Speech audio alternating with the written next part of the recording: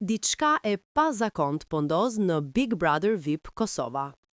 Publiku shqiptar, ai që shpesh i ka parë këto tema me rezervë, me paragjykime të trashëguara, këtë herë po sillet ndryshe nga çdo pritshmëri.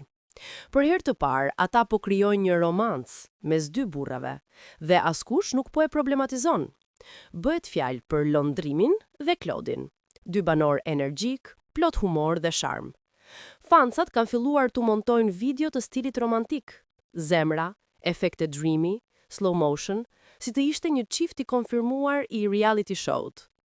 Edhe pse lidhja e tyre ekziston vetëm në imagjinatën kolektive, audienca po sillej kur kjo histori ishte e vërtet.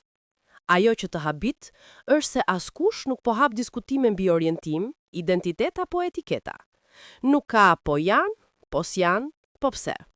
Publiku po shet dy djem që komunikojnë natyrshëm, që vibrojnë mirë bashk, dhe spontanisht po thonë sa bukur do t'i shkoni njëri tjetrit.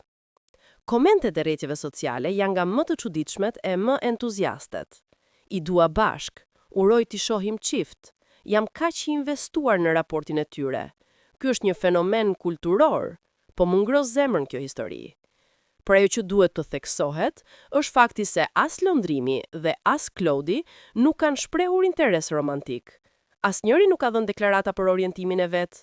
Pra, gjithë kjo është një roman kolektiv i publikut, një fantazi e përbashkët që po i bashkon njerëzit.